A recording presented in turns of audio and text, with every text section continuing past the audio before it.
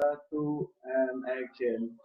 Halo, selamat malam semuanya. Selamat datang di Do Re Mi Show. Show. Oke. Gitu. Di Do-nya ada Pak Doni. Apakah sinyalnya masih ini? Mohon maaf, Pak Doni itu sinyalnya lagi kurang bagus. Jadi ada Pak Doni Kaiser di Do-nya. Kemudian. Halo. Yes. Wah, halo Pak Doni. Kemarin lagi dinas kemana kemarin? Seperti ya biasa dinas di udara dulu. Sekali di udara tetap di udara. Ini malam ini sepertinya seperti suasana kebatinan sebagian masyarakat Indonesia, sinyalnya naik turun. Oke. Jadi mudah-mudahan lancar ya. Suara oke? Oke. Mungkin sinyalnya lagi pulang kampung kali ini. Pulang kampung boleh, Bro. Iya, boleh kan? Boleh kan? Boleh pulang kampung. Asal udah lagi di PHK. Saya, tapi nggak apa-apa teman-teman.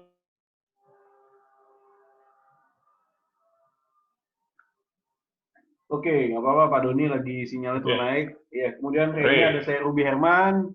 Oke. Kemudian Saya Mario Gomez. Mario Gomez. Oke, Bro, kasih preview sama bintang tamu malam hari ini, Bro Mario. Oke. Kayaknya seminggu ini gua terus nih kasih preview tamu dari ini gua. Lu aja dari gua. Ada tamu dari gua salah diskom loh. Masuk tetap tapi hari Senin langsung. Kita nggak kasih tahu. Ini hebatnya Do Re Mi Show nih. Kita nggak kasih link ke dia, orang lain kasih link. Hanya di Do Re Mi Show, Bro. Oke, review sedikit dari Pak Hubertus Sigit. Nah, kalau mau lihat profilnya, aku share screen sebentar ya. Boleh. Ya, gua kasih izin dulu. Di LinkedIn. Gua kasih izin dulu, Bro. Ya, silakan. Waduh, tuh salah. Bro, itu siapa, Bro? Jadi Putri. Orang Shopee. Gue pikir itu. Soalnya tadi ada yang minta nomornya dia, cuma gue nggak tahu nih orang masih di Shopee nggak, gue cek di LinkedIn-nya. LinkedIn nih. Ini gue belum di-accept nih sama Hubertus Sigit. Masih menunggu. Oke. Nah, ini Bro, background-nya. Oke. Jadi, lulusan dari Institut Sains and Teknologi April, Yogyakarta. Angkatan 99 sampai 2003. Wah, jadi bisa hitung-hitung sendiri lah ya umurnya berapa ini.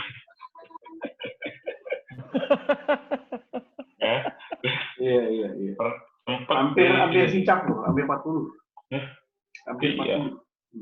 Iya. Nanti kita langsung tanya umurnya berapa. Terus Territory Account Manager, Sphere Teknologi, terus Agency Manager. Wah, ini bisa switching nih. Iya, Agency Manager, terus ini teman-temannya semua nih. Nggak tahu gua. Ya. Minatnya finansial pun. Bush, iya dong. Minat. Siapa lagi? Oke.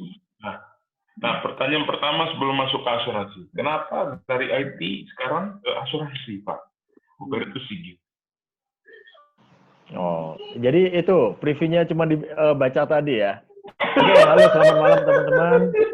Nanti temanya nanti. Do Re Mi Show. Oke, thank you banget Do Re Mi Show yang udah undang. Wakanda kayaknya. Ini ya, undang gue ya. Obesitas. Thank you banget. Jadi kenalin, nama saya Hubertus Sigit. Saya kerja di salah satu perusahaan asuransi dan tadi udah kesebut di AIA dan agency manager. Nah, memang kalau misalnya untuk pengalaman kerja itu memang pindah-pindah. Jadi memang saya lama di IT. Jadi sebelum terjun di asuransi, saya itu di IT. Dan waktu di IT itu juga sebagai account manager. Jadi jualan juga. Oke. Gitu. Jadi Nah, sales, terus IT, terus tiba-tiba, ya terus silakan lanjutkan. ya, jadi sekarang full time di insurance. Oke. Kenapa pindah haluan dari IT ke insurance? Menemukan Kenapa jodohnya pindah atau haluan gimana? dari? Jadi sebenarnya ini tuh apa ya? Dulu kan saya pernah punya usaha. Eh, pernah usaha itu, jadi kalau misalnya, jadi gini, teman-teman Doremi, panggilnya apa nih buat Doremi? Teman-teman ya? Ya, boleh bapak-bapak, ibu-ibu, guys. Oke, jadi teman-teman Doremi, sekali kita punya usaha, walau sekecil apapun. Halo? Ya. Putus-putus nggak suara gue? Jelas nggak? Jelas. Jelas ya, oke.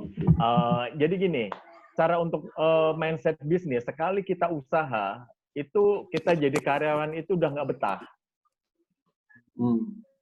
Jadi waktu itu awalnya saya punya butik juga itu di FX, terus ada usaha rumah makan juga, itu di Setiabudi. Lah dari situ kita jadi karyawan itu udah nggak enak aja. Akhirnya di IT itu terakhir 3 bulan, 6 bulan keluar. Jadi pas waktu itu sampai 3 kali, terakhir itu cuma 3 bulan. Nah, di bawah 1 tahun lah. Saya nggak pernah kerja itu di bawah 1 tahun. Biasanya di atas 3 tahun, satu tempat. Nah kemarin itu terakhir kok setiap 6 bulan udah nggak enak. Ya udah akhirnya saya berpikir adalah gimana caranya saya punya usaha itu bisa income-nya itu lebih dari waktu jadi karyawan. Akhirnya pas itu ketemu, akhirnya ketemulah AIA. Nah di sini saya ya lumayan di asuransi, di semua industri asuransi ya. Semua industri asuransi kalau kita tahu celahnya, kalau kita tahu caranya itu enak. Jadi selama kerja itu 15 tahun jadi karyawan ya, saya kurang lebih 14-15 tahun itu di asuransi, income yang sama monthly-nya itu adalah dalam waktu 2 tahun. Jadi kebalas 15 tahun perbandingannya 2 tahun. Siap. Oke. Untuk tema malam ini, penting nggak sih asuransi ini?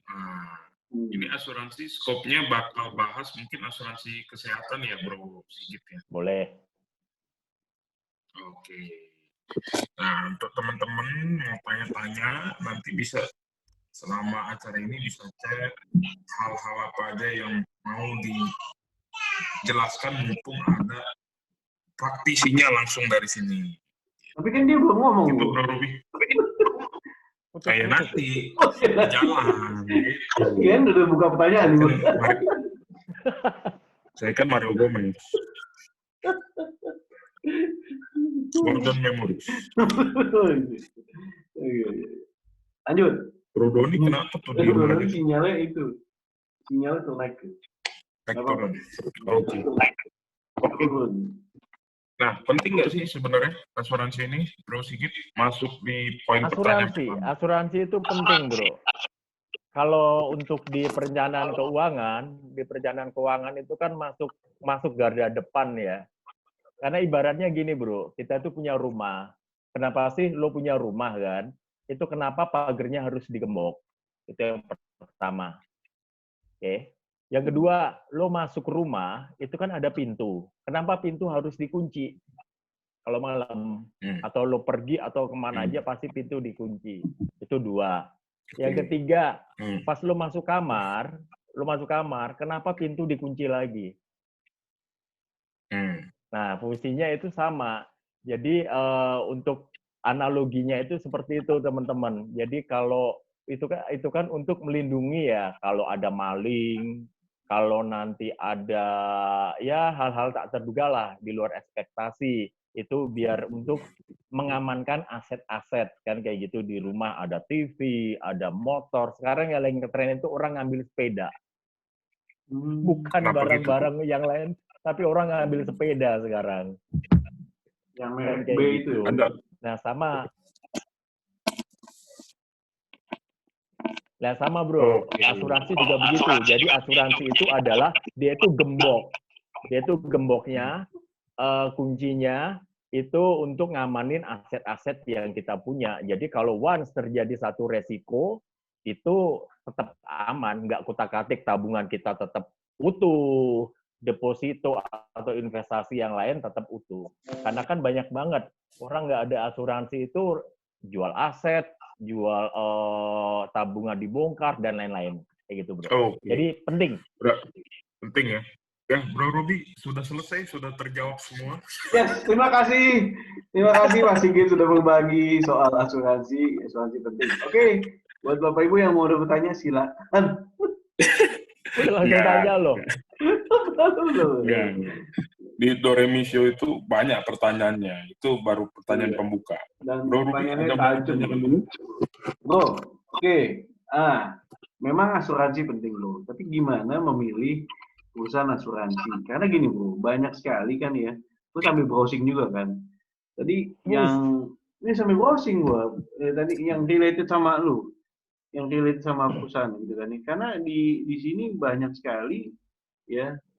Ya oke lah, gue nggak ngomong brand lah. Ya sih. Karena direkam bro.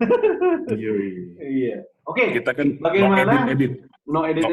Bagaimana memilih perusahaan asuransi? Karena gini, perusahaan asuransi kan ibarat kata gini, kalau gembok itu kan kita harus tahu nih gemboknya bagus nggak kualitasnya, gitu kan ya. Jadi gue pilih gembok yang kalau bisa nggak bisa dijebol, gitu kan ya. Karena gembok itu kan buat safety-nya kita, buat suatu saat lagi dibutuhkan itu harus yang bagus gitu kan. Nah, gimana memilih perusahaan asuransi? Karena realitanya gini bro. Jadi gini bro. Berapa ya tahun ini kan ada perusahaan-perusahaan asuransi yang gagal bayar dan lain-lain. Gitu. Ya kan? Yes. Wow. Tajam ya. Ya. Jadi untuk pilih perusahaan asuransi ya. Jadi pilih perusahaan asuransi adalah yang pertama itu adalah kita harus lihat untuk RBC-nya, risk based capital-nya. Nah itu berapa? Kalau untuk perusahaan, nah di situ kan kita bisa lihat tuh kekuatan nanti pada saat klaim, kekuatan terus nanti pada saat nasabah itu menggunakan manfaat itu kan juga ketahuan. Nah kalau untuk perusahaan asuransi itu sekarang sebenarnya hampir semua sama ya, hampir semua sama kurang lebih. Kalau misalnya bilang kecap nomor 1 lah, kalau saya di perusahaan A ya akan saya bilang A pasti bagus kan kayak gitu. Tapi realitanya ya kita harus benar-benar harus memilih itu yang perusahaan itu adalah yang qualified. Ya paling tidak ya masuklah 3 besar. Itu kan sudah pasti. Siapa aja bro kalau boleh share 3 besar? Yang warna apa aja lah gitu lah. Warna apa aja lah bro. Nggak apa-apa, sebut aja. Ini kan knowledge. Kalau janganlah nanti kayak etis di data aja tuh banyak tuh. Kayak ini, kalau saya ini ya, itu untuk apa-apa lah. Ini Doremi Show. Doremi Show ini, jangan. Dia megang brand soalnya bro, dia megang brand. Jadi lo harus tahu. Kalau lu tanya gue properti, gue kan nggak megang brand. Yang pasti, kalau ngomong asuransi besar yang pasti AIA berarti kan, salah satunya kan. Ya bukan? Salah satunya. Iya kan? Benar kan? Kalau buat dia satu-satunya bro saat ini. Iya. Ruby satu-satunya. Jadi gini Pak. Kan Bro Sigit ini kan financial planning juga. Jadi kenapa di industri keuangan itu cenderung tidak berkembang? Karena kita mungkin sebagai tenaga penjual mindsetnya hanya brand kita yang is the best. Cuma kan di satu titik nggak jelas bro, hilang suaranya. Hilang suaranya sebentar. Halo? Tis. Yes. Nah, ya. Karena kan customer atau nasabah itu kan berhak tahu kan, apa namanya produk dari brand mana saja gitu kan. Ada nggak yang pernah datang ke Bro Sigit, dia sebut merek, bagusan produk ini apa produk lu? Pernah nggak Bro Sigit? Iya. Itu Tergantung, Bro. Nah, Jadi kalau selama gue jualan asuransi ya, gue tergantung needs mereka apa. nah, kalau Produk niche-nya itu nggak kan cocok di macam-macam produknya, tuh program. tetap sodoran atau enggak, Bro Sigit? Pak Mario Gimana? ngegas.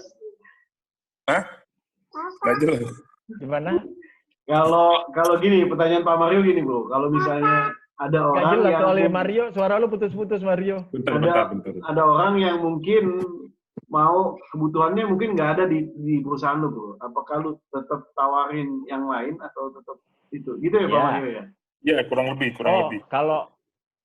Iya, jadi kalau misalnya saya sih orangnya fair ya, dalam artian kalau bisa saya jual, misalnya kan itu kan biasanya kan orang milih untuk harga yang murah kan kayak gitu kan, itu kan tergantung dari need.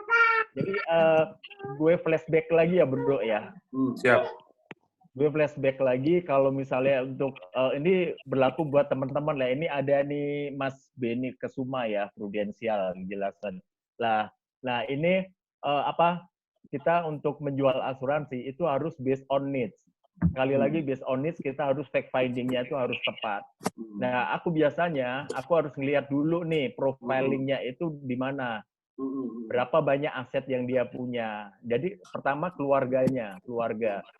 Misalnya punya anaknya berapa? Oh 2. Umurnya berapa?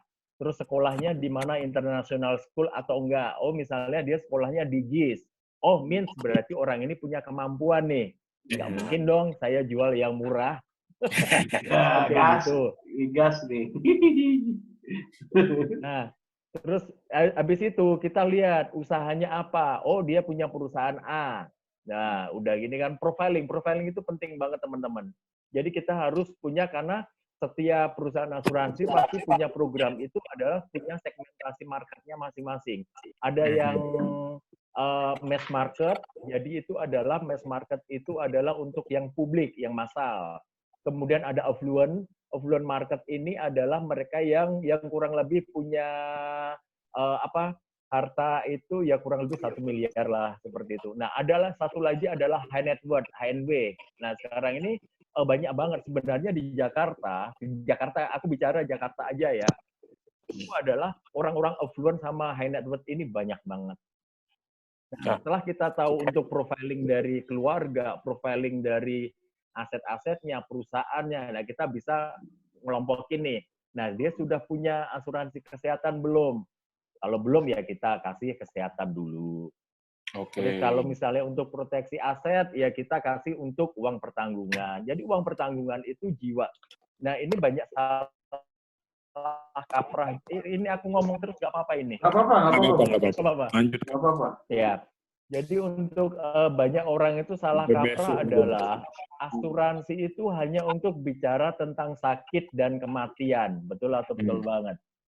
Nah, sebenarnya proteksi itu adalah untuk melindungi nilai ekonomis itu yang tepat.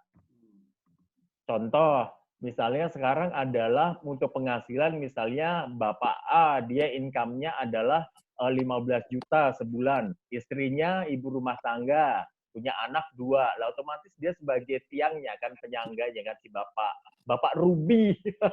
Kayak gitu kan. Nah, kalau once terjadi, mohon maaf, ambil Bapak A aja deh. Nah, once terjadi resiko, dan resiko ini macam-macam.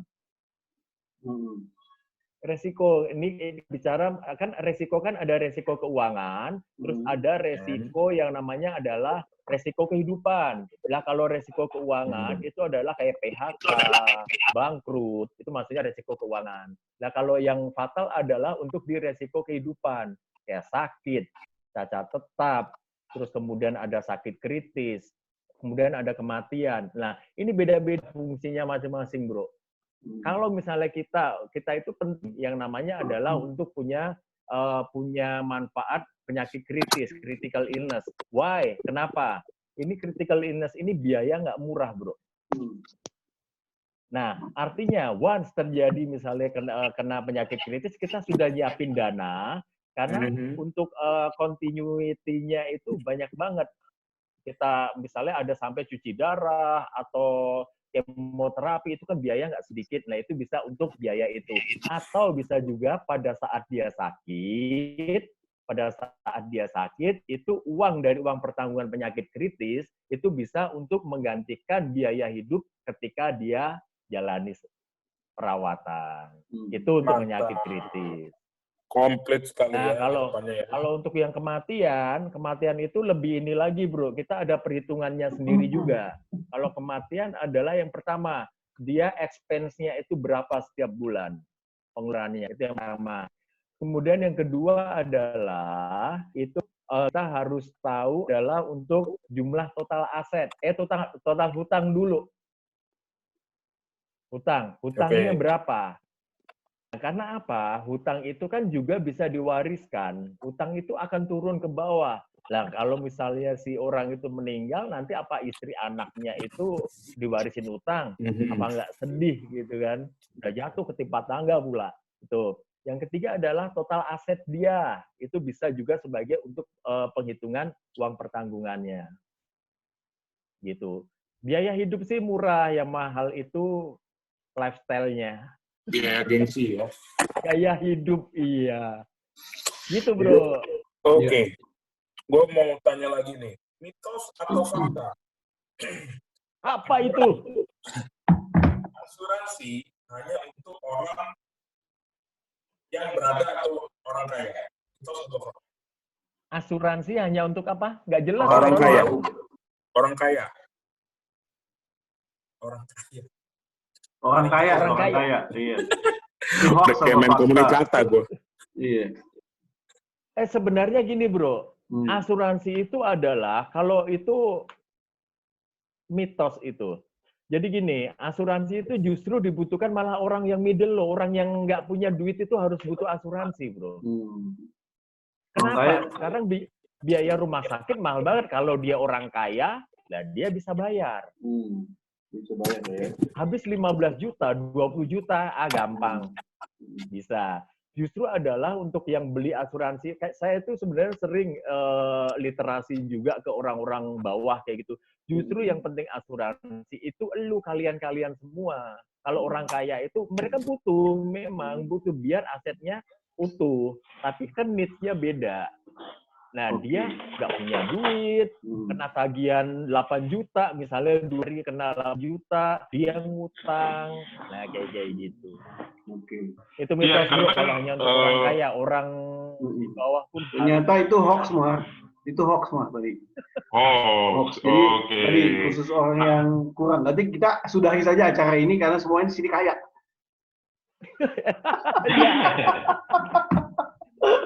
Kayak hati kita kayak pikiran.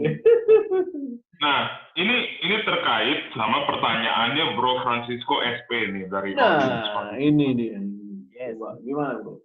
Mas, kenapa ya sekalipun orang-orang udah mengerti dan menyadari akan pentingnya asuransi, tetapi mereka masih saja menyepelekannya? Jadi gini, Bro. Ini adalah masalah prioritas. Kalau orang tidak punya prioritas, otomatis ya nyepelein. Tapi dan saya yakin kok, kalian semua yang di sini agen asuransi berbahagialah. 2 bulan depan itu orang-orang akan cari asuransi dengan adanya pandemi ini. Kayak gitu. Oke. Nah, jadi untuk asuransi itu. Ya, lanjut aja, Bro. Ini delay. Putus ya? Iya, delay kayaknya. Iya, delay. Ya, lanjut. Gue denger suaranya sedikit. Silakan. Yes. Terus itu gue lanjutin aja ya pertanyaan berikutnya nih, Bro Sigit. Bro Sigit, masih mitos atau fakta nih? Kalau sudah punya asuransi dari kantor, terus plus BPJS, masih butuh nggak asuransi dia beli lagi untuk pribadinya? Nah, ini buat teman-teman yang masih karyawan ya. Ini teman-teman yang masih karyawan. Memang sih banyak banget. Saya juga ketemu yang mereka itu karyawan itu, oh saya udah punya asuransi dari kantor, bahkan dari untuk dia kerja di Shell, di British Petroleum, apalagi orang-orang Pertamina, itu udah punya, udah di cover, bla bla bla seperti itu. Nah, saya saranin beli juga untuk cover. Karena apa? Yang namanya kita jadi karyawan itu kita mau sampai umur berapa? Satu. Terus kalau misalnya kita kerja di perusahaan A, mau tahan berapa lama? Kalau misalnya hanya bertahan 5 tahun, nah setelah itu usia itu kan tambah terus kan. Usia kan semakin tambah, premi juga semakin mahal. Kan kayak gitu. Nah, di saat pindah ini, apakah perusahaan yang baru ini dia mempunyai cover yang sama dengan perusahaan yang lama? Kalau lebih jelek gimana? Kan gitu. Nah, artinya buat teman-teman yang masih kerja, ya walaupun sudah di-cover sama perusahaan, belilah. Dan itu mereka ada limit kok. Maksimal pentok-pentok paling setahun itu 250-350 juta. Lah kalau yang personal sekarang itu udah bermacam-macam miliaran setahunnya. Oke. Including, walaupun dia sudah diproteksi BPJS juga ya, masih butuh ya berarti ya? BPJS, asuransi kantor, tetap dia harus butuh asuransi pribadi. Harus. Karena kalau untuk BPJS itu kan jaminan kesehatan ya, sebenarnya jaminan sosial ya, kayak gitu. Dan beda lah bro, untuk kita untuk fasilitasnya, penanganannya, dan sekarang kita lihat untuk yang kayak untuk yang COVID ini ya, atau untuk yang penanganan ketika masuk rumah sakit itu banyak sekali pengalaman banyak banget sharing dari nasabah juga. Itu mereka masuk rumah sakit ketika dengan kartu ngeluarin kartu BPJS dan kartu dengan asuransi yang swasta personal itu pasti beda. Oke. Bro Ruby ada pertanyaan? Lebih beda lagi dengan tunai bro. Gue cuma mau bilang itu doang. Karena gue ngalamin sendiri bro ya. Bokap gue kena serangan jantung gue. Iya kan? Gue keluarin tuh kartu, jepret. Kita mesti proses nih Pak. Prosesnya berapa lama? Mesti besok hamil. Dan itu hitungan nyawa bro. Akhirnya gini, nih. Gue keluarin duit cash bro. Nah, kita langsung konfirmasi aja. Itu realita yang ada bro. Itu loh. Konfirmasi sama Bro Sigit. Kenapa? Birokrasinya itu, gue cuma bilang birokrasinya itu terlalu lama gitu loh. Makanya lebih mending uang cash bro. Karena gini, itu waktu itu hitungannya itu tahun berapa bro? Barusan. Tahun lalu. Baru Desember. Ya udah, nanti saya handle aja bro, aman. Ini realita bro, ini realita. Dari headsetnya. Habis ini kita chat ya. Ini realita gitu loh ya kan. Jadi gini, maksudnya gini loh, ini sebenarnya gini. Gue ini sebagai ya kan pengguna ya kan ya. Nasabah gitu kan ya. Apa yang dikatakan, oke, kita ini, tapi dalam eksekusinya ya waktu itu ini berdasarkan hidup atau mati bro, serangan jantung. Ya kan? Brand apa itu bro? Itu gue cari istilah kata waktu itu dokter yang akhirnya gue ketemu sama direktur utamanya di sebuah rumah sakit itu kan ya. Karena ya namanya kesehatan kan kita nggak mau itulah ya. Tapi realitanya bahwa harus nunggu konfirmasi dari asuransi, ya kan? Waduh. Harus nunggu, sedangkan itu hidup atau mati. Harus operasi malam itu juga, bro. Nah, iya kan, realitanya. Realitanya mesti nunggu kapan? Besok. Nah besok keburu melayang. Akhirnya keluar, gua taruh uang 80 juta, bro. Langsung taruh 80 juta, langsung eksekusi malam itu juga. Nah, ini perlu kita konfirmasi ke Bro Sigit. Sebenarnya asuransi itu kita nggak usah sebut brand ya, nggak usah sebut brand lah. Ya. Asuransi itu gue seneng banget sih dengan case-nya Bro Ruby. Gue demen banget nih. Bro Sigit, sebelum Anda menjawab saya mau bridging dulu biar saya ada kerjaan. Ini Pak Mario nih, Pak Mario. Ini bridging aja. Nah, Bro Sigit, ini kan menjawab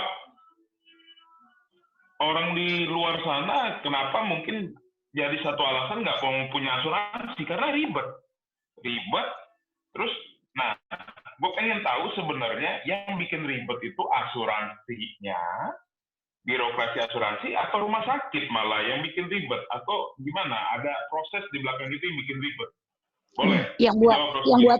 Yang buat ribet itu pada saat Anda membeli Anda nggak jelas. Oh ya, Bu Rista, suaranya kenal.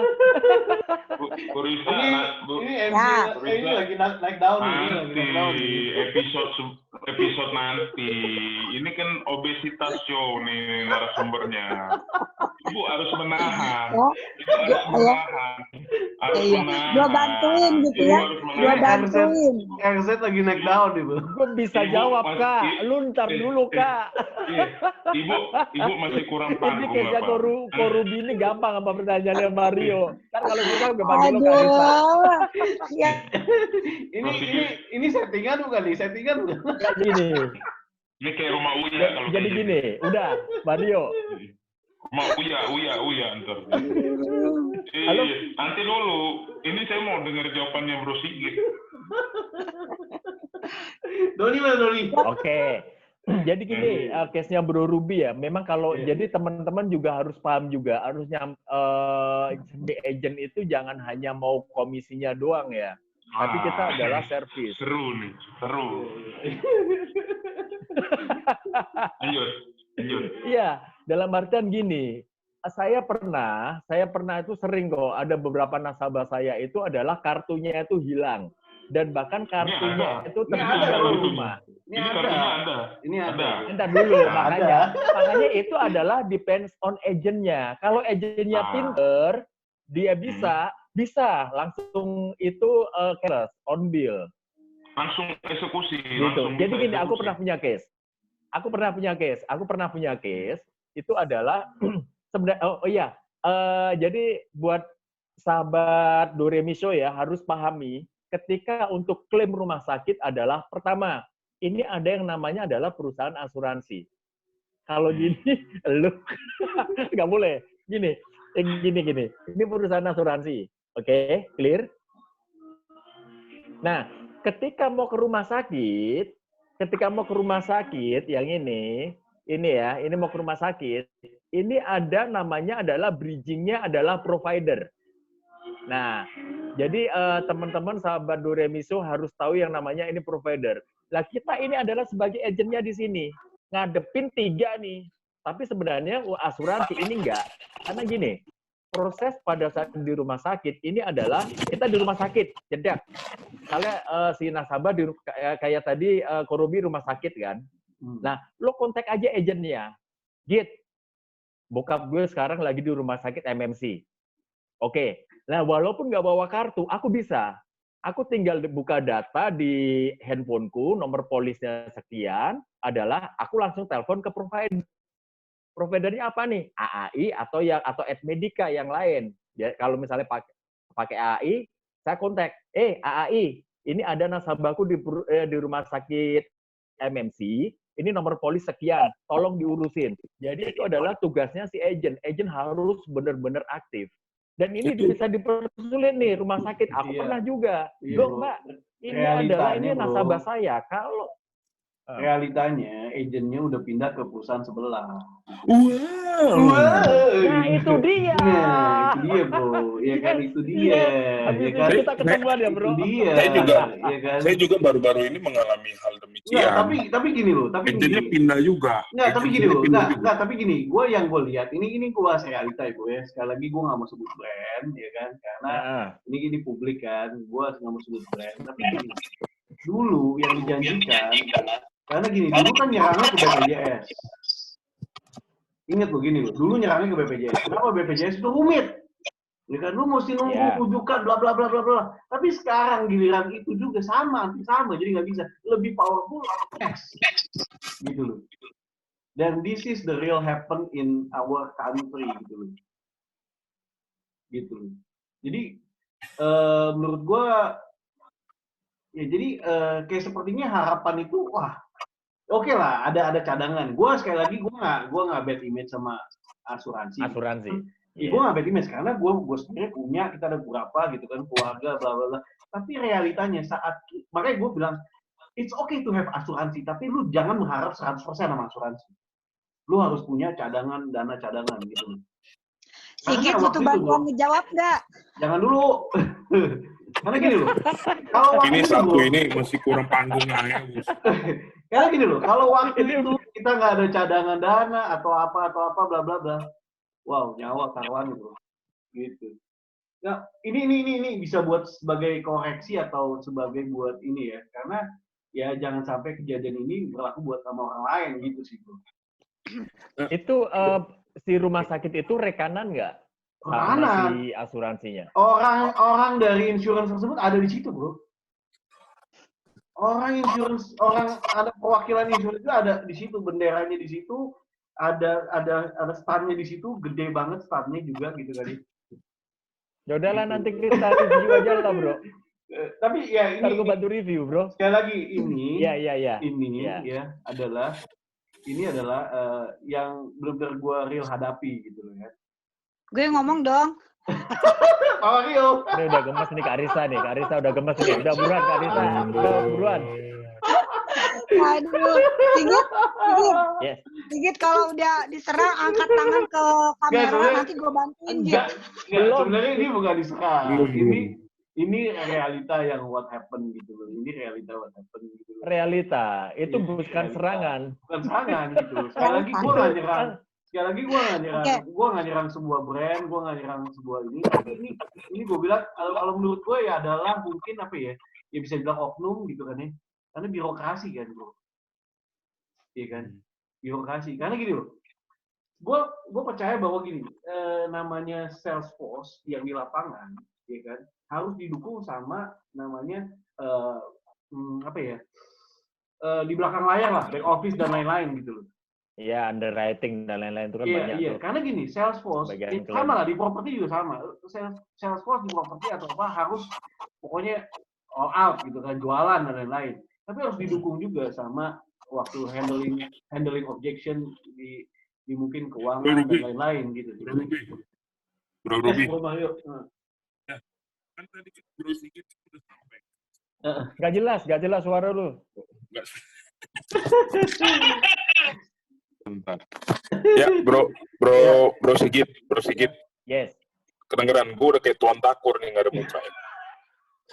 Ya. Jadi kan tadi kan Bro kan bilang sebenarnya agent kan bisa langsung telepon providernya untuk tahu prosesnya sampai mana. Benar Ya, kan? betul. Itu berlaku 24 jam nggak kalau dia masuknya? 24 jam.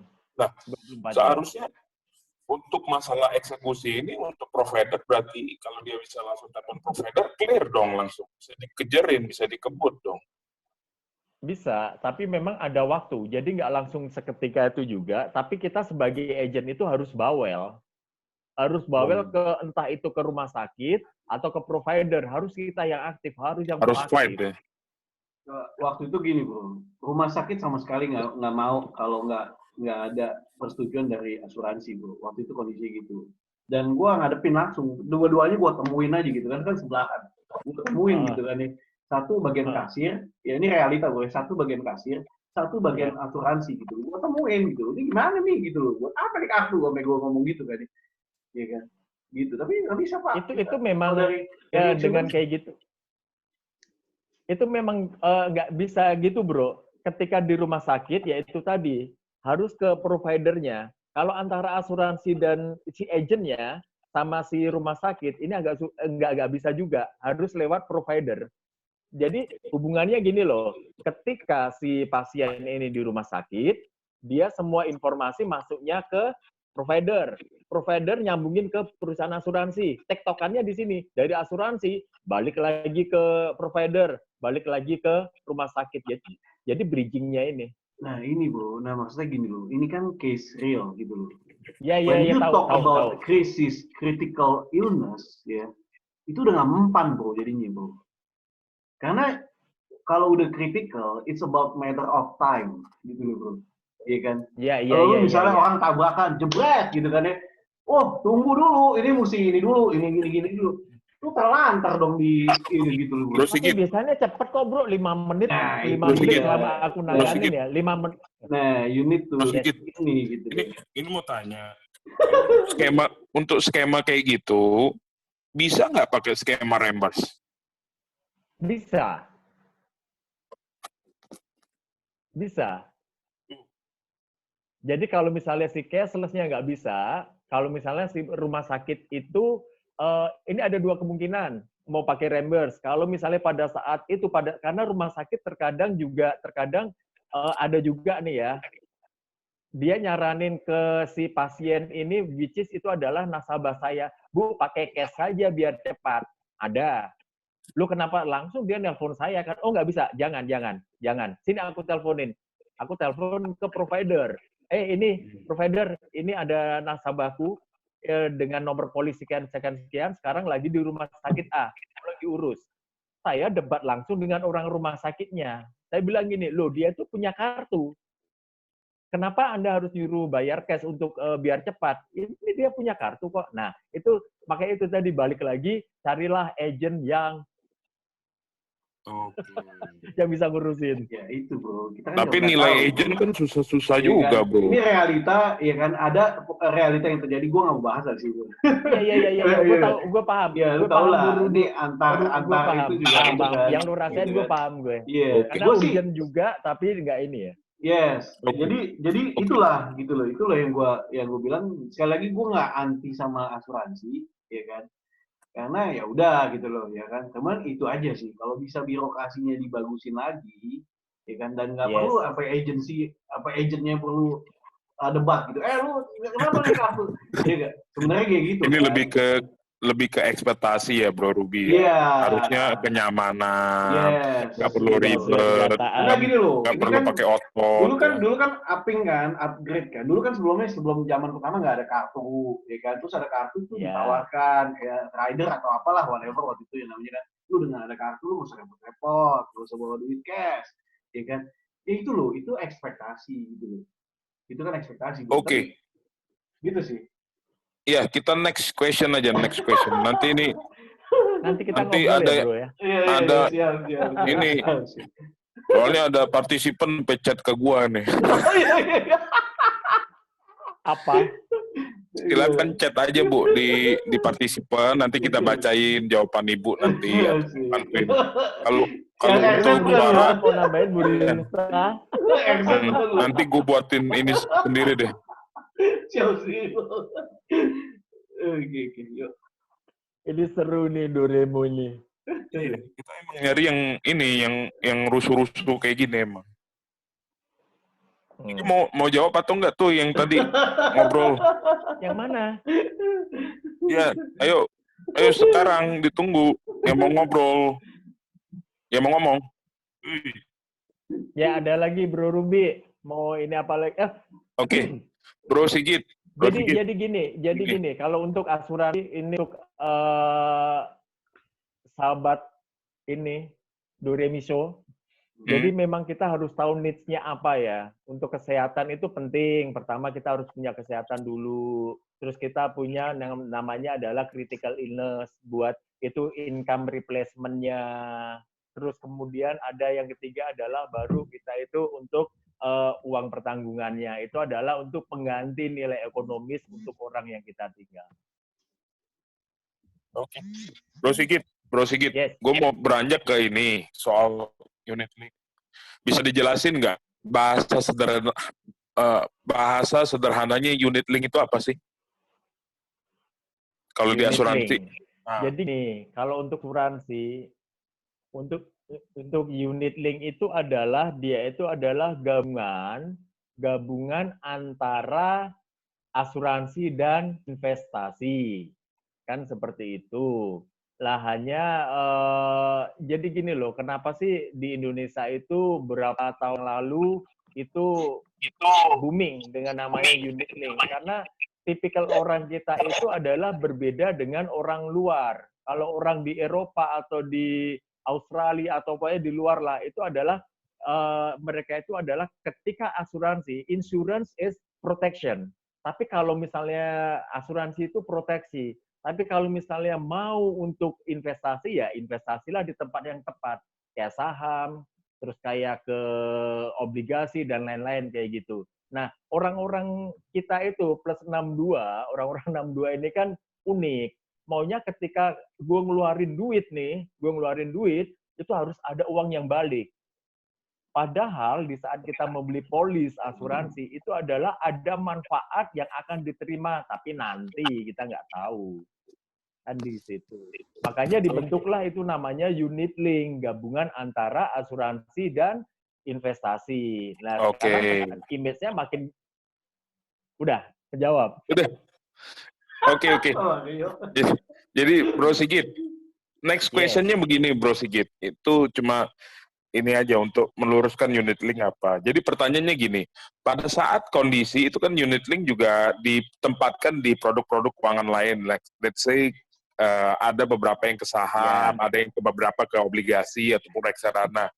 Nah, jadi aku nggak tahu ya, kebanyakan mungkin tim penjual di luar sana, mereka bahasa paling universalnya kalau mau nawarin ke nasabah adalah unit link ini investasi sekaligus proteksi. Gue udah survei tuh. Gue udah survei including di finansialku sendiri, kita udah survei. Jadi ada misperception yang ekspektasinya ini unit link ini investasi. Dan terjadi kenyataan pada saat produk dari unit link tersebut di placementnya tidak perform. Nah, itu yang bikin, menurut saya bisa bikin industri asuransi kehilangan trust-nya lagi. Satu tadi kan klaim. Itu kan urusan klaim tuh. Terus yang kedua urusan performance dari unit link ini. Nah, dari praktisi asuransi dari praktisi asuransi sendiri, gimana menyiasati biar nasabah atau market ini nggak kapok gitu? Jadi gini bro, ini simpel banget, pertanyaan yang sangat bagus, luar biasa, gue tepuk tangan dulu. Oke, jadi gini, untuk kalau gue biasa jelasin ke prospek, ke calon nasabahku, atau sudah nasabahku, beli unit link, Pak, ini memang adalah program hybrid. Ada untuk proteksi sama ada nilai tunai. Saya nggak pernah bilang namanya investasi. Bapak lebih jago lah investasi. Investasi Bapak ke saham atau di perusahaan atau properti bla bla bla bla. Nah kayak gitu. Nah ini adalah ada nilai tunai yang terbentuk, nilai akun. Saya nggak pernah bilang ini adalah asuransi dan investasi. No, tapi saya bilang adalah nilai akun, ada nilai yang terbentuk. Nah, fungsinya daripada nilai tunai ini, Pak, ini sebenarnya adalah untuk menjaga kalau misalnya itu biaya tidak mencukupi. Artinya gini, bro. Nah, premi itu kan yang sekarang itu kan kita bayarkan flat. Contoh misalnya lo ngambil 20 juta per tahun. Ya. Contoh, umur lo berapa, bro? 20 dia. Saya 29. Walaupun banyak yang nggak percaya, 29 saya. Oke, 29, let's say adalah lo 20 juta setahun, gitu kan. Nah, itu kan nanti setiap tahun, itu kan biaya asuransi. Lah ini, agen asuransi itu tidak banyak menjelaskan adalah biaya-biaya. Cost of insurance-nya berapa, cost of rider-nya berapa, biaya pemeliharaannya berapa, itu nggak dijelasin, bro. Nah, which is biaya ini semakin bertambah usia, itu untuk semakin tinggi, biaya semakin bertambah usia, biaya semakin tinggi. Nah, padahal premi yang harus kita bayar itu tetap lu sekarang 20 juta, kayak gitu kan. Nah, nanti 20 tahun lagi, ini 20 juta ini udah nggak cukup nih. Karena biaya asuransinya, biaya manfaat tambahan cost of rider-nya naik terus. Nah, ini bisa ngambil dari nilai tunai yang terbentuk. Tapi kalau misalnya untuk, memang banyak ditemuin. Ini adalah investasi, nanti tahun ke-10 Bapak terima sekian. Nah, tahun ke-10 si agennya masih di situ atau enggak? Kan begitu ya, bro? Iya, itu juga. Habis itu nilai unitnya turun. Dan dijanjikan komplain yang jelek adalah nama asuransi sama perusahaannya. Ya itulah. Dan berapa yang gue masih inget, lu udah 10 lu nggak usah bayar lagi karena lu udah di cover oleh investment itunya gitu. Nah, itu tuh. Gitu kan. Zaman dulu malah begitu. Betul nggak Pak Mario? Iya.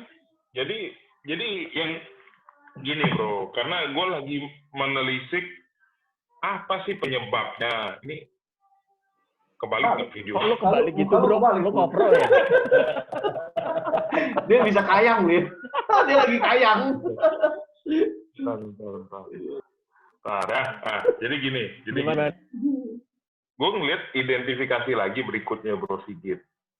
Gue pengen nanya begini, kenapa agen asuransi makin ke sini, makin nggak loyal sama brand produknya sendiri? Banyak transfer pemain gue lihat di luar sana. Nah, yang dirugikan kan Maksudnya nasabahnya gimana? juga gitu. Sebenarnya kalau pertanyaan gini lu mesti hadirkan berapa pelaku bisnis asuransi, Mas. Tapi satu. Nggak apa-apa. Ini kan ada satu di grup ini kan ada beberapa. Oh gitu ya. Jadi dia jualan beberapa. Bukan jualan beberapa, Bro. Bukan. Jadi kayak kasusnya Bro Ruby sendiri, agennya kan pindah, ya kan?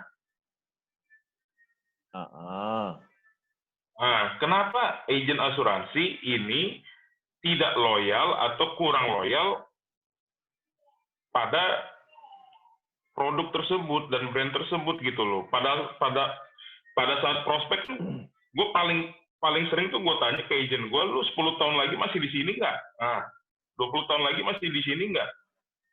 Nah, ini kan fenomena makin ke sini, makin kelihatan, Bro. Makin kelihatan. Tahun lalu gue sempat bayar premi berapa, atau agentnya pindah. perlu di ini ya. Iya. Oke, terus. Nah, itu gimana? Fenomena ini kan di satu sisi bisa merugikan nasabah juga, karena ini kan bisnis kepercayaan kalau ngomongin produk keuangan. Benar nggak, Bro Sidi? Iya, jadi gini bro, itu memang kita itu untuk yang namanya setiap orang itu kan punya kebutuhan beda, punya pandangan beda-beda ya, untuk tujuannya beda-beda ya. Dalam artian memang itu juga nggak bisa disalahin juga kalau misalnya dia, oh ternyata di sana lebih menguntungkan atau whatever lah. Nah tapi dalam artian gini bro, sebenarnya kalau dihitung-hitung untuk semua itu sama kok. Hanya kalau misalnya kalau saya kebetulan kalau begitu kan orangnya loyal, kalau sudah begini ya asuransi lu mau akan pindah kemana aja ya begitu-begitu juga. Apalagi hati-hati dengan yang namanya si agent itu adalah kenapa? By the way ini di record, jadi 10 tahun lagi gue masih bisa nonton. Gak apa-apa. Tonton lah. Iya. Tonton Sejak bro. digital. Kan lo kejadian. Oke, lanjut. Berapa bulan? Iya, lanjut. Iya.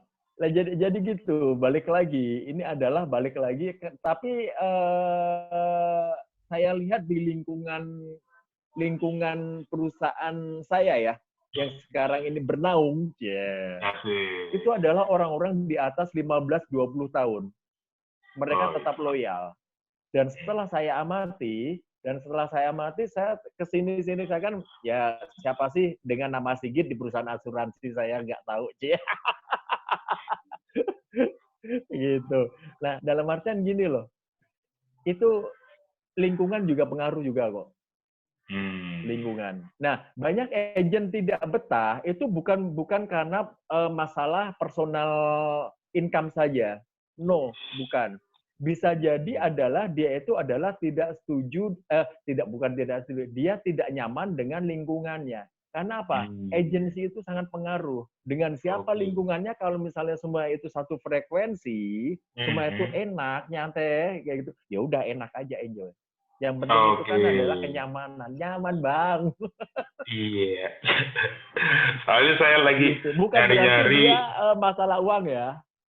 Iya, saya lagi coba nyari-nyari topik yang bisa menghangatkan malam ini ya. Next. Ini kurang hangat ya? Itu ada pertanyaan lu. Lebih membara ya. Oke. Next ini asuransi kesehatan. Sekarang kan channel distribusinya ada satu lewat agensi, ya kan? Sama satu lagi lewat bank atau bank assurance. Nah, untuk nasabah sendiri, gimana menilai si bank asuransi ini atau agen harus beli lewat bank atau lewat agent? Gitu. benefit apa yang berbeda gitu, Bro? Kalau lu boleh share sedikit. Ini Bedanya apa sih? saya menjawab sih sebenarnya bisa. Tapi ini kan lo record, lo publish. No sensor, no edit. Itu. Ya enggak. Iya. Kan brand lu sendiri kan ada bank asuransinya juga kan? Ada Bank S, the Iya. best. Nah, yang Iya. bikin membedakan Jadi apa? gini. Yang membedakan apa? Gue beli sama lu sama lewat bank. Itu aja sih pertanyaan simpel. Ya ini kalau misalnya nanti ada yang sana ngeliat, gue nanti di bro. Ini resiko tinggi nih, HR itu gue jawab nih. Ini meningkatkan literasi Gitu. keuangan. Cuman gini, ini Kan poinnya gitu. begini. Mm-mm. Poinnya Oke. begini, poinnya. Lo mau langsung personal direct, lo misalnya lo beli barang. Mhm. Ya kan, lo beli barang, anggaplah lo beli apa ya? Ya kalau misalnya lo beli barang gitulah, lo beli barang, lo mau ke prinsipal atau ke distributor? Prinsipal dong. Biar komplain biar cepat. Nah, dah. Kalau prinsipal Nah, itu apa? satu. Ya itu Agensi. yang perusahaan. Tergantung sudut pandang. Ya. Agensi berarti atau Sudut pandangnya. Lah yang kedua adalah itu prinsipal berarti kalau agensi ini saya berarti. bicara mengenai agensi. Kalau prinsipal berarti lewat agensi berarti. Ya kalau aku bicara mengenai ini, aku kan karena di agensi. Agensi itu bisa direct. Oke. Artinya Siap. adalah Oke. orangnya itu bisa langsung direct gitu. Siap. Oke, lanjut bro. Tadi ada poin berikutnya yang lu mau jelasin, silakan. Yang mana? Tadi next? Oh enggak, udah sampai situ aja. Oke. Nggak berani lah, Oke, bro. Oke, Nanti bro. japri aja ya itu ya. Itu resiko tinggi itu. Ini Nanti bentar. Pak Mario saya- paling Ya. jago Pak Mario nih. Ini ada dari Bu Fitri, bukan dari Mario ya, dari Fitri. Nah, saya juga pernah ngalamin, katanya bisa rembes. Tapi, kenyataannya, saya diminta surat sampai bolak-balik ke rumah sakit 6 kali. Buset, banyak banget. Rembes masih nggak turun. Akhirnya saya kirim surat peringatan ke pihak asuransi. Apa yang mereka lakukan ke saya. Alhasil, baru diganti. Sampai 5 bulan tuh prosesnya. Tuh gimana Bro Sigit? Katanya bisa rembes. Tapi masih dioper umpan balik sana sini 5 bulan. Bu Fitri udah Jadi cari gini, agentnya belum nih? Tanya dulu nih. Bu Nggak, Fitri, jadi gini bro. Iya. tuh agentnya udah pindah ke Jadi gini, AIA juga kali. untuk proses, Ya, proses. Oh, jangan sebut merek dong. nggak boleh. Nggak boleh, Bro. Siapa tahu di endorse nanti Doremi Show. Nggak jadi gini. Memang untuk proses itu nggak, kalau kekurangan dokumen sedikit aja, itu aku juga pernah ngalamin sekali banget. Udah dimaki-maki sama si nasabah itu lama, ternyata apa? Kita agent itu harus benar-benar, ya itu tadi, untuk reimburse kita harus proaktif juga. Artinya adalah kita itu harus benar-benar mantau. Karena terkadang si rumah sakit dan si perusahaan ini saling lempar-lemparan. Ternyata pada saat itu adalah si rumah sakit nggak mau disalahin kan. Ternyata memang kesalahan di rumah sakit, dokumen kurang sedikit. Itu bolak-balik kayak gitu tuh, dokumen kurang, misalnya tanda tangan, atau dia itu kopinya itu ternyata salah. Itu nggak bisa. Oke. Nanti di bagian klaim ditolak, balik lagi. Kalau solusi, kalau agentnya nggak aktif, nomornya gimana tuh? Saya hubungin aja. Ini dari audiens. Ini dari audiens. dari Bu Fitrinya. Oh, iya. Dari Bu Fitri.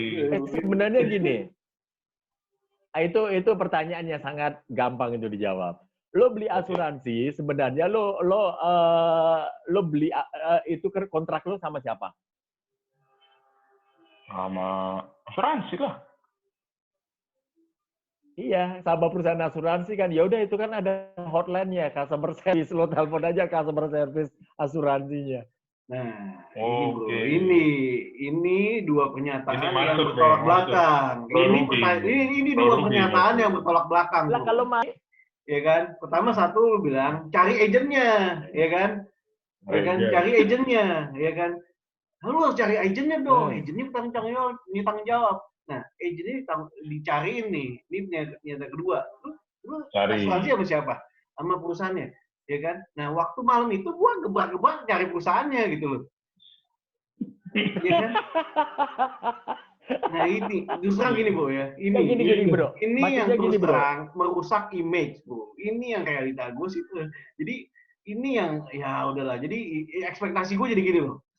Ya udahlah, I buy gitu loh. But I don't, gue nggak bisa 100% ngandelin gitu. Jadi gitu bro. Dan terus terang kalau yang ya udahlah, yang literasi ya udahlah, oke gitu kan. Tapi banyak juga orang-orang yang kecewa bro. Gitu. Nah ini Kecewa kan, karena ya kecewa karena tadi yang tadi gue bilang di realitanya, ya kan, dilempar-lempar, di ini gitu loh. Ini yang menjadi penyebab ini bro. Gitu. Jadi Bro Sigit mau malam. gaspol penjualan, satu sisi kan pasti mau gaspol penjualan, ya kan. Tapi menurut gue gini, kalau lu mau gaspol penjualan dengan memperbaiki sistem, otomatis dengan sistem perbaiki itu akan membantu nge-push penjualan. Gitu sih menurut gua gitu loh. Jadi ibarat kata gini loh. Kalau lu bisa take care orang yang kecewa, si Mario tadi itu kan tanya. Oke, Bro Sigit silakan Bro Sigit. Jadi si Mario kan tanya, itu kan kalau saat telepon mati, itu kan ada customer service. Tuh. Minta aja kalau enggak, lu datang ke ini kemana ke customer service perusahaan asuransinya, nanti minta agent aja. Kadang juga ada kok, nanti mereka akan kontak. Oke. Siap. Best practice-nya begitu ya kurang lebih ya. Kalau misalnya untuk agent itu sudah nggak ada, biasanya ya itu kan masuknya orphan kan, itu kan masuknya itu kan polis orphan. Itu dia akan masuk ke leadernya. Kayak yang atas sini ya, ke leadernya. Lah dari situ harusnya dia yang akan maintain. Lah kalau misalnya aku pernah ini ada kejadian agent saya keluar, ya udah akhirnya apa? Saya yang handle. Akhirnya satu persatu si nasabah itu adalah saya WhatsApp satu persatu. Bu, sekarang si A ini sudah dia tidak di sini. Ya udah saya yang handle. Itu biasanya kalau fungsi untuk selain agent dan leader juga harus bertanggung jawab polis open tadi itu. Oke, Bro Sigit ada lanjutannya lagi Bro Sigit. Ada lagi nih. Enggak, bukan Mario, ini dari audiens. Apa? Oh iya. Dari audiens. Dokumennya sudah dilengkapi. Dokumen udah dilengkapi sesuai permintaan CS. Pihak asuransi udah dikirim suruh nunggu 7 hari. Ditunggu nggak ada kabar. Saya telepon lagi, CS-nya masih ada yang kurang. Saya pastiin lagi ke CS-nya ada lagi nggak yang kurang, nggak ada. Begini terus sampai 6 kali. Jadi gini Bro Sigit, sebenarnya Bro Sigit saya undang di sini sebagai insurance educator, gitu kan? Dan juga praktisi asuransi. Bukan maksudnya kita numpain semua ke Bro Sigit, enggak. Jadi nggak jelas? Bisa jadi enggak, ini maksudnya bukan semua pertanyaan kita tumpain ke Bro Sigit, enggak. Ini kan kita pengen tahu sudut pandang yang berbeda gitu. Nah, gitu. Ya. Jadi kalau Bro Sigit bisa menjawab satu persatu pertanyaan di Doremi Show, saya yakin bakal banyak yang ganti polis. Minta di-review, Bro. Iya, sini aku review, sini aku bantu review polis ya. Kam. Gitu. Nah, gitu. Nanti Bu Fitri boleh lah nanti langsung kontak Bro Sigit. Nah, oke. Ada lagi pertanyaan? Next ya. Oke, next. Nggak berasa udah mau 2 jam, Bro. Bro Ruby, mau tanya apa lagi? Nah, next. Tanya lagi nih. Udah siap belum nih? Jadi gini, Bro. Ini ada Mario nih, Pak Katana, Benny. Bro, jadi gini, Bro.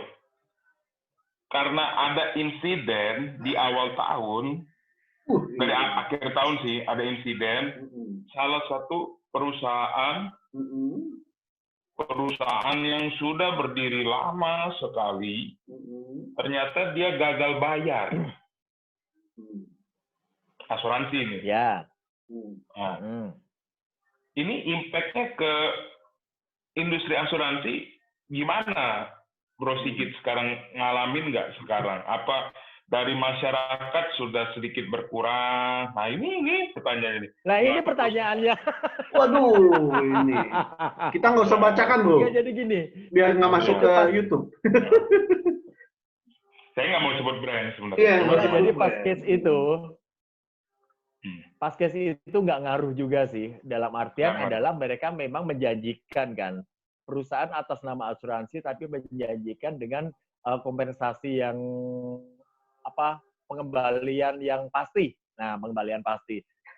Ini udah melenceng, udah nggak perlu dibahas. Lah pengaruhnya apa? Kalau saya jualan ya nggak ada pengaruh. Dan puji Tuhan juga kemarin pada saat bulan September, kasus itu bulan apa ya? Mulainya diangkat.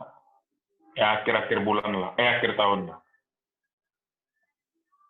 Akhir tahun kemarin itu saya juga nggak ngaruh juga. Saya kebetulan adalah untuk lebih banyak bermain di high net worth HNW. Jadi bulan September itu saya ada premi 360 juta per tahun, sama bulan Desember itu, November-Desember itu 750 juta per tahun, nggak ngefek. Oke, nggak Dan ngefek mereka ya. tahu itu menanya hal yang sama.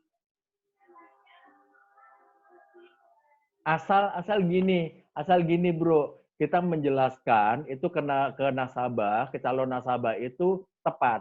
Kita masuknya itu adalah sebenarnya memang paling enak adalah dari konsep perencanaan keuangan. Loh, Bapak punya aset, Bapak punya keluarga, Bapak punya perusahaan. Nanti kalau misalnya ini bagaimana untuk take over-nya? Lah jualanlah UP, itu udah paling enak tuh, benar. Tapi masuknya bukan asal jual, Pak saya punya program begini-begini, bukan hard selling ya, Pak. Kita harus dari fact finding-nya harus tepat, terus kita punya program. Dan kebanyakan ketakutan agen asuransi itu adalah mereka tidak berani. Jadi gini, banyak bukan apa ya, itu mereka mengukur baju di bajunya sendiri. Anggap. Oke. Nah, ngukur sepatu dipakai kakinya sendiri. Padahal sebenarnya gini, banyak orang itu asal closing. Agent itu asal closing. Dia punya kemampuan, punya beli 300 juta, tapi cuma ditawarin 20 juta, ya pasti mau. 20 juta. Tapi padahal kalau digali lagi lebih dalam, dia bisa untuk yang 300 juta atau 100 juta. Oke, mantap. Oke, ada pertanyaan lagi sebelum kita kasih catatan Doremi Show. Nah, ada lagi mau bertanya. Beda kan show gua kan? Wah, pertanyaannya di luar konsep pokoknya.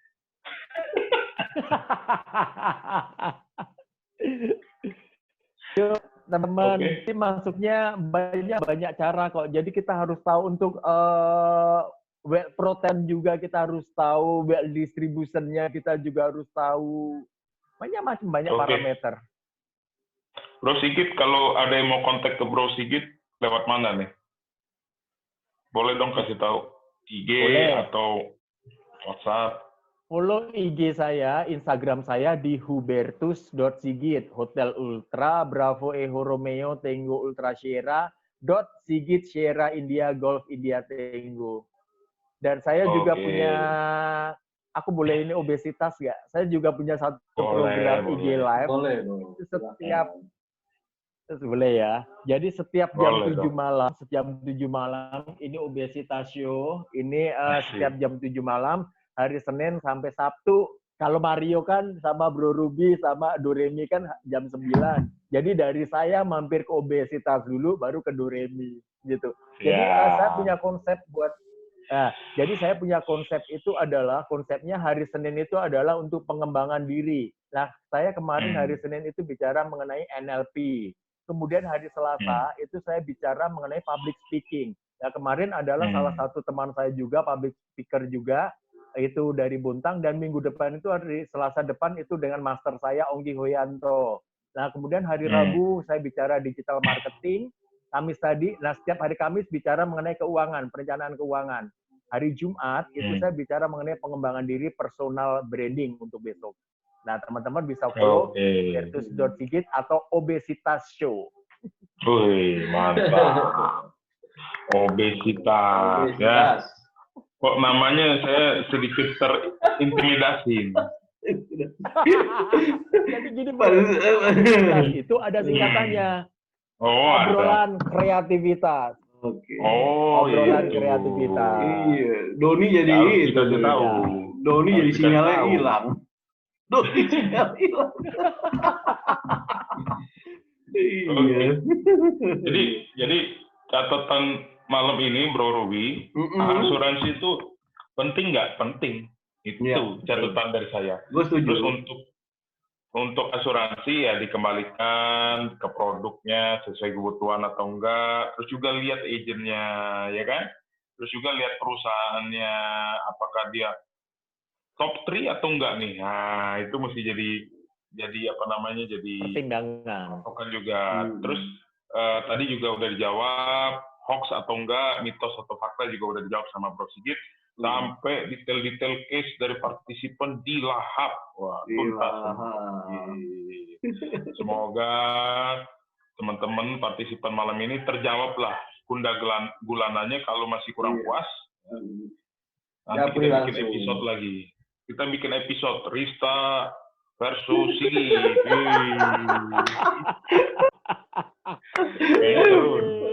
Rista masih ada nggak sih, Rista? Rista masih ada. Udah nggak ada, udah kabur dia. Iya. Karena saya lagi cari-cari konsep kayak ILC gitu. Iya, Bro. Harus kayak gitu, Bro. Seru. Oke. Thank you, Bro Sigit. Iya. Harus ada pro dan kontra. Sama-sama, Bro. Thank you, Bro Sigit. Thank you. Ya. Thank you. Bagi yang ketinggalan next bisa ini ya. Next, Doremi datang ke ini ya. Gue undang satu-satu karena Gilam jadi satu-satu. Oh, siap.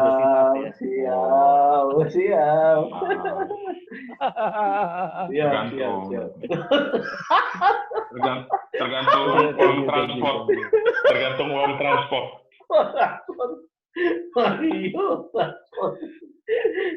Kebiasaan masuk TV, Bro. Kebiasaan masuk TV.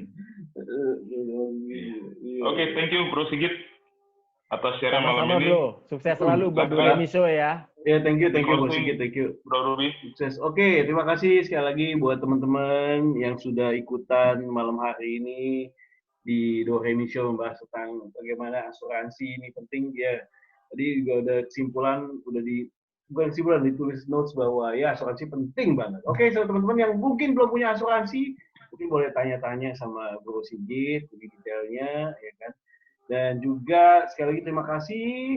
Besok kita juga akan ada lagi. Semoga acara Elvi Angelina.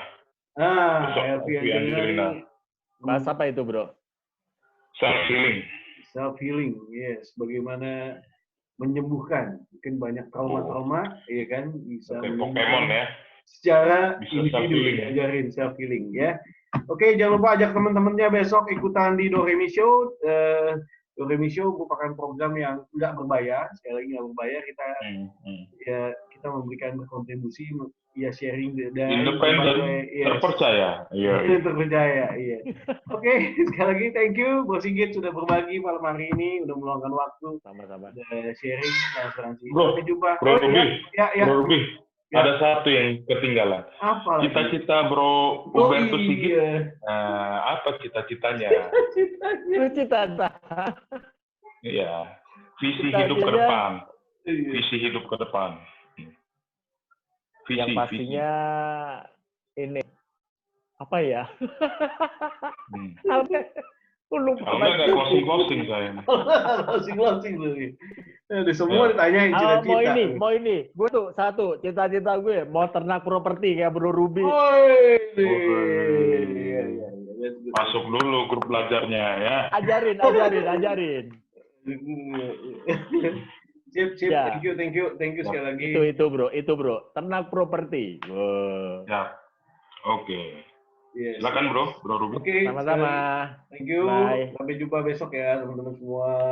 Bye Di bye. Doremi Show bersama Saya Ruby Herman. Ada Doni yang hilang sinyal. Iya, hilang sinyal. Bro Ruby dan Ruby. saya Mario Mario Balotelli. siapa? Ganti lagi lu. Oke, bye bye semuanya. All the best. Bye-bye.